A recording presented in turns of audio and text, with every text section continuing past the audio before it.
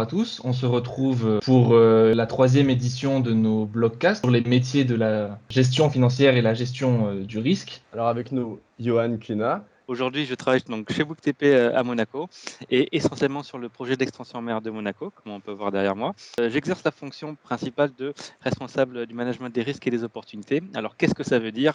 Je vous en dirai plus tout à l'heure. Nous avons aussi Johanna Darmon. Je travaille chez Mazars, je suis associée chez Mazars sur les métiers de l'audit financier. Et peut-être comme un bon nombre d'entre vous, je ne savais pas vers quel métier m'orienter à l'issue de la troisième année. Donc, je serais ravie de présenter mon métier, mes activités. Et enfin, Bertrand Mousselon, directeur général de Créa. Bonjour à tous. Je dirige un petit cabinet qui s'appelle Créa, Conseil, Risque et Assurance. Et donc, on est spécialisé dans le conseil sur le risque de responsabilité des constructeurs. Alors, très bien, on va commencer avec une première question. Cet échange est sur les métiers de la gestion financière et de la gestion du risque. Comment est-ce que vous vous inscrivez dans ce thème avec votre métier? Donc nous, Mazars, en tant que cabinet d'audit, nous, on va donner de l'assurance en fait sur les comptes.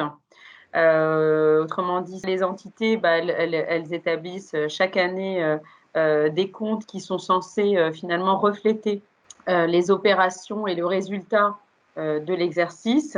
Et donc, nous, on donne un certain niveau d'assurance vis-à-vis des tiers, c'est-à-dire vis-à-vis des clients, des fournisseurs, bien des marchés. Alors après, on intervient sur d'autres sujets autour de la gestion des risques, mais je ne vais peut-être pas rentrer tout de suite dans le détail. Johan, je te laisse poursuivre. Alors moi, du coup, je suis rattaché surtout au projet d'extension en mer. Ce qui fait que, on va dire, chez Bouygues Travaux Publics, à partir d'une certaine taille de projet, le projet peut se permettre d'avoir à disposition et sur site un gestionnaire de risque. Donc du coup, c'est à partir du moment qu'on a des grands projets, on va avoir une personne dédiée, auquel cas, cette maîtrise du risque est portée par l'ensemble des responsables de leurs activités et chacun, à son propre niveau, va identifier, analyser, évaluer et suivre ces risques. On a identifié les enjeux qui vont être la sécurité, l'environnement, la durabilité des ouvrages, les parties prenantes, l'impact médiatique qu'il peut y avoir de l'extérieur. Vis-à-vis de ces enjeux, et partant notamment du planning général du projet, on va identifier à travers l'ensemble des activités qui sont prévues, tous les événements qui vont pouvoir subvenir. Et si ces événements imprévus surviennent, s'ils ont un impact négatif sur un ou plusieurs des enjeux identifiés sur le projet, c'est ce qu'on va appeler un risque. À l'inverse, s'ils ont un impact positif, c'est ce qu'on va appeler une opportunité. Et du coup, Bertrand, comment tu t'inscris dans ce thème-là? Alors, moi, je vais essayer de faire le consensuel comme j'aime bien le faire. J'ai entendu un mot qui était important chez Johanna, c'était les tiers. Et donc, moi, mon sujet, c'est la responsabilité des constructeurs. Et la responsabilité des constructeurs, c'est la responsabilité qu'on engage vis-à-vis des tiers. Donc, mon métier au quotidien, c'est de travailler le risque. Donc, notre créa, c'est conseil, risque et assurance. Donc, la première étape, c'est d'identifier les risques. Le risque, c'est le produit d'un aléa par un enjeu. Première étape, c'est comprendre l'activité de nos clients, des prospects, pour essayer avec eux d'identifier les pistes d'amélioration sur leur métier. Donc, ingénieurs pour comprendre le métier, et des juristes également pour comprendre la partie engagement contractuel. Et une fois qu'on a travaillé ce risque, qu'on s'est engagé les uns avec les autres pour le réduire, eh bien, on va en transférer une partie à l'assureur. Et puis ensuite, accompagner la vie de ce contrat d'assurance, notamment par les sinistres. Et donc, la gestion de risque, c'est aussi, une fois qu'il y a un glissement de terrain, qu'il y a un bâtiment qui fissure, voire de temps en temps un peu pire, eh bien, ça va être de traiter ce risque révélé. Et pour casser tous les tabous, quand j'étais le cours de droit à l'ESTP, je crois que j'avais eu à peu près 4 sur 20. C'était un truc qui m'avait gonflé au dernier degré, la responsabilité décennale 1792. Je trouvais que c'était un non-sens. Et pour faire la transition sur la deuxième partie, c'est une des dimensions qui aujourd'hui me passionne. C'est cette ouverture, parce qu'en fait, le droit décorrélé de la réalité, c'est nul. Le droit appliqué à une réalité concrète, à un sinistre, de suite, ça devient passionnant. Du coup, je voulais vous demander, parce que vous avez tous des parcours assez différents, même si vous finissez tous dans les métiers de la gestion financière et des risques. Johanna, tu peux commencer à nous parler de ton parcours? J'ai toujours su ce que je ne voulais pas faire, mais pas vraiment ce que je voulais faire. Je ne voulais pas être médecin, je ne voulais pas être avocate, voilà. Et donc, je suis un peu arrivée à l'ESTP par hasard, hein, au gré des concours après ma classe prépa. Les enseignements m'ont bien plu. C'est une école voilà, très sympa. On fait de belles rencontres avec des bons professeurs, etc. J'ai eu un premier stage en bureau d'études, pas forcément beaucoup plu. Et puis ensuite, mon second stage sur chantier. Le domaine du chantier, finalement, ne m'intéressait pas forcément beaucoup plus que le bureau d'études. Donc, en troisième année, je me suis dit pourquoi pas voir autre chose, quelque chose de complètement différent. Et donc, j'ai fait finalement mon TFE chez Mazars. Je ne savais pas du tout ce que c'était que l'audit.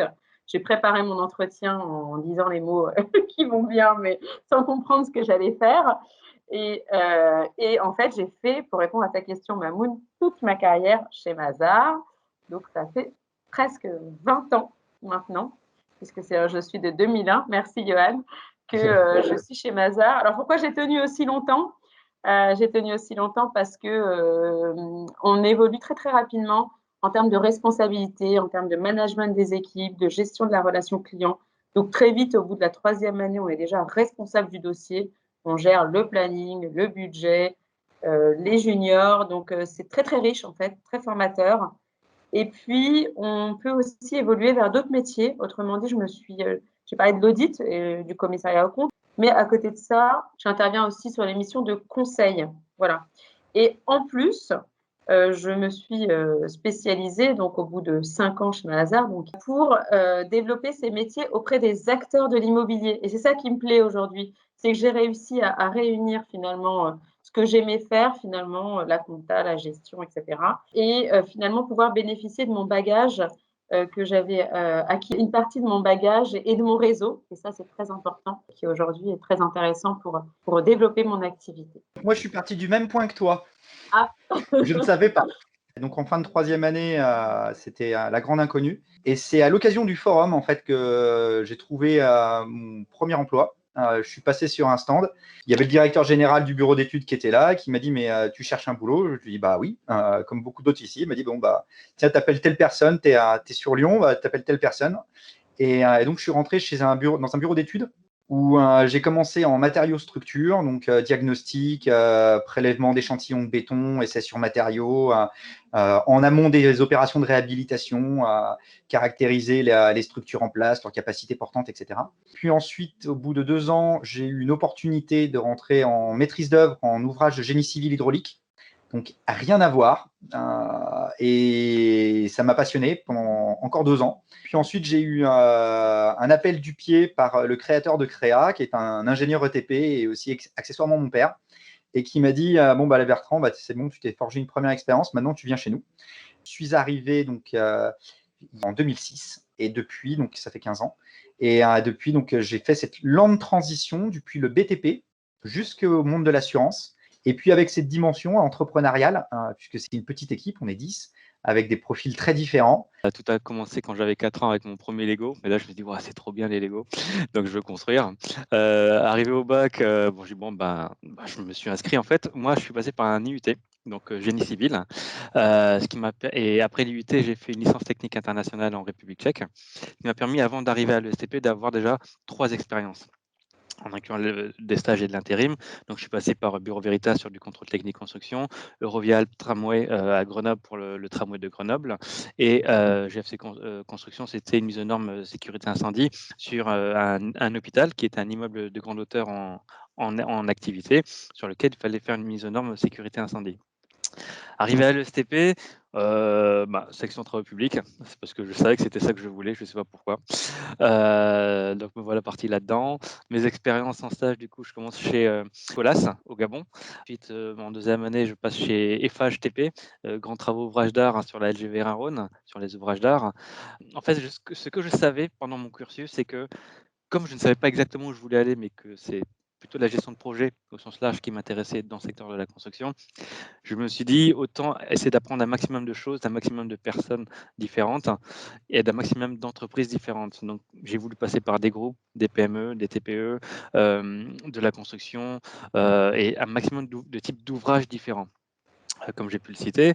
Et en TFE, une offre de TFE qui apparaît chez DGC Démantèlement, qui était en fait une branche de démolition du groupe DGC. Et ce qui m'a attiré, c'était l'intitulé du TFE. Pourquoi? Parce qu'il fallait mettre en place un bureau d'études central pour la société, qui avait plusieurs départements, et le directeur voulait un bureau d'études central. Donc là, je me suis dit, je m'en sens capable, et puis pourquoi pas, tiens, encore un nouveau métier que je connais pas, plus stimulant. Et donc, au bout de ces 2 ans, je me suis dit, je m'éclate. J'apprends plein de choses, certes, mais je me suis dit, c'est dommage de aujourd'hui faire que déconstruire, alors que toute ma vie, je me suis dit, je vais construire des grandes choses. Bon, je me suis dit, allez, avant d'être catégorisé et fiché dans la déconstruction, je vais reprendre mes études et en me spécialisant sur une catégorie d'ouvrages que je n'avais pas encore expérimenté à l'époque, c'était les ouvrages énergétiques. J'ai rejoint du coup cette fois Eiffage Génie civil nucléaire. À la fin de ma thèse professionnelle, j'ai découvert le projet ITER. J'ai eu une opportunité, une proposition du consortium d'ingénierie du projet qui est en charge de la conception et du suivi de réalisation de ce réacteur nucléaire et que j'ai accepté. Sur le projet ITER, j'ai passé 6 ans. Donc, c'était ma première fois en maîtrise d'œuvre. Au bout de 6 ans, j'ai voulu sortir du nucléaire pour retourner dans un monde avec des durées un peu plus normales en termes d'échéance. Et il y a eu l'opportunité de rejoindre le projet d'extension en mer sur Monaco. Et là, je me suis dit, tiens, j'ai les ouvrages maritimes que je n'ai pas encore fait, allons-y. Je me mets en situation, je veux faire un chantier. J'ai mon idée, je veux faire un chantier, et je veux vous trois. Je veux que vous travaillez avec moi. Qu'est-ce que chacun vous pouvez m'apporter? Ouais, du coup, partant dans ce scénario qui me plaît, c'est-à-dire que voilà, Mamoun, Ok. tu as le financement, tu as le terrain.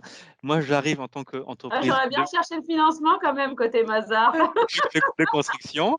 Je peux faire la conception et la réalisation. Johanna, avec Mazar, peut te certifier que la santé financière de mon entreprise, elle tient la route. Et en plus, Bertrand sera là pour t'assurer tout au Pour long de critiquer la la mission. grille d'analyse des risques de Johan et pour pouvoir la transcrire en fait justement sur cette criticité et l'appréciation des enjeux en capacité financière, prêt à négocier auprès de compagnies d'assurance pour mettre en place un système efficace qui couvre les risques en cas de problème avant réception et après réception. Si vous deviez donner un conseil à des étudiants comme nous, ou comme ceux qui nous écoutent en fait, qui sont à l'ESTP, qui n'ont pas encore d'expérience, qui ne savent pas forcément ce qu'ils veulent faire par la suite, qu'est-ce que vous leur diriez pour se lancer dans cette vie professionnelle et dans la vie qui les attend, finalement? Johanna, je te laisse Je vais répondre en faire premier. très simple, c'est suivez votre instinct en fait. Vous avez envie de voir autre chose, profitez vraiment de votre TFE pour essayer voilà, de cibler la bonne première expérience, c'est important quand même. Et puis ensuite, c'est de rester vous-même. Pour moi, c'est l'équilibre vie professionnelle et vie privée. Ça, pour moi, c'est l'essentiel. Une fois que vous aurez identifié ce qui est le plus important pour vous, certains métiers, oubliez-les, parce que d'un point de vue temps, investissement personnel, déplacement ou autre, ça ne sera pas compatible avec vous ou avec votre vie de famille. Faites ce qui vous plaît, là où vous vous sentez à l'aise. Le stage, quand vous faites quelque chose, quand vous testez, faites-le vraiment. Les choses, on les fait bien ou on ne les fait pas. Et c'est ce qui va faire votre différence dès la phase de stage entre quelqu'un qui vient tester et se chercher ou quelqu'un qui vient tester mais qui teste en vrai, comme il faut, jusqu'au bout. C'est une posture à avoir. Un petit mot d'ordre, c'est la curiosité. Il faut garder l'appétit et cette envie d'apprendre. La curiosité, l'effort, l'ouverture. Et vous avez toute cette facilité de rencontre, alors peut-être moins aujourd'hui, mais rencontrer d'autres étudiants, il y a une certaine forme de spontanéité. En tout cas, ce n'est pas compliqué pour vous aujourd'hui. Quand on rentre dans l'environnement professionnel, on a un sacré vertige. On regarde autour de soi, c'est un ami, c'est pas un ami, c'est quoi une relation professionnelle? L'ESTP, c'est une de ses grandes forces, c'est ce réseau d'anciens, et vous n'en imaginez pas la force, mais il faut le faire vivre. Vous avez parlé de vos métiers. Si vous avez un élève de l'ESTP qui est fraîchement diplômé, qui veut faire votre métier, qu'est-ce que vous lui direz? Déjà courtier en assurance, de façon générale, s'il n'y avait pas le risque du BTP, je ne le ferais pas. Je le fais uniquement là. Par contre, sur le risque construction, de façon plus générale, c'est-à-dire l'assurance construction, l'expertise construction, ça demande un certain recul par rapport à l'acte de construire. Donc, une certaine première compréhension en fait des mécanismes qui sous-tendent une opération de construction, les différents acteurs, les différentes méthodologies, les différentes étapes. Et donc, je pense, le parcours que je dirais idéal pour arriver sur le risque construction, c'est d'abord de se confronter en fait à la réalité de l'acte de construire, et donc d'avoir déjà une première expérience directe chantier. Le métier le plus proche qui fait cette interface entre le risque construction et puis le jeune diplômé, c'est le contrôle technique. Donc, il y a énormément de personnes qui basculent en fait dans le risque de construction, que ce soit dans les compagnies d'assurance ou en expertise construction, c'est-à-dire aller analyser les problèmes et trouver des solutions, qui ont eu une période plus ou moins longue en contrôle technique. Le contrôle technique, je rappelle, le fondement du métier, c'est l'identification et la maîtrise des aléas. Donc, on retrouve un des deux sous-jacents de la notion de risque.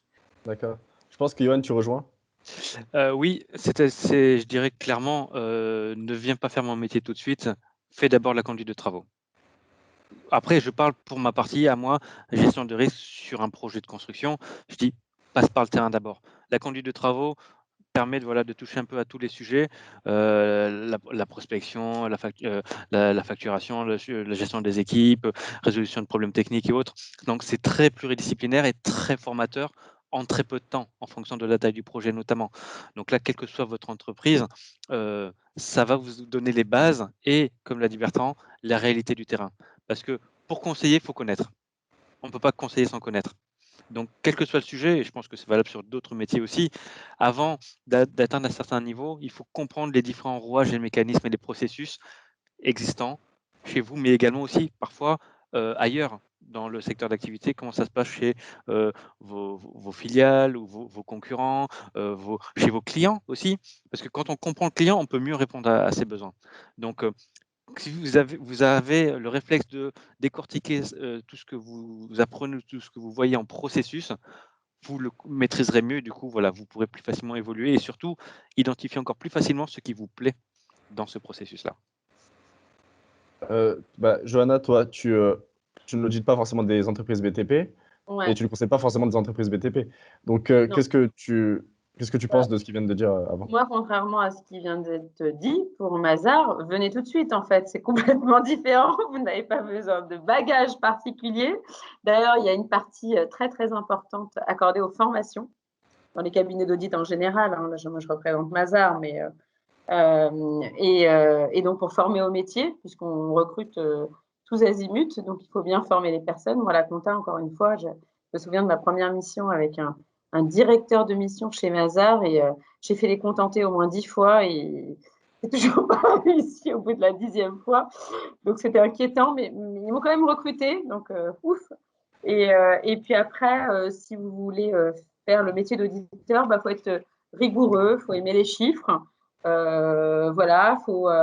Il y a des travaux qui, la première année, je disais que je m'étais posé des questions, sont assez rébarbatifs. Parfois, on cadre des chiffres, on fait des calculs, et parfois, on a des superviseurs qui nous expliquent pas vraiment la finalité des travaux, donc on ne prend pas forcément beaucoup de plaisir à les faire. Donc, osez poser des questions, on ne vous reprochera jamais. Donc, demandez pourquoi, mais pourquoi je fais ça.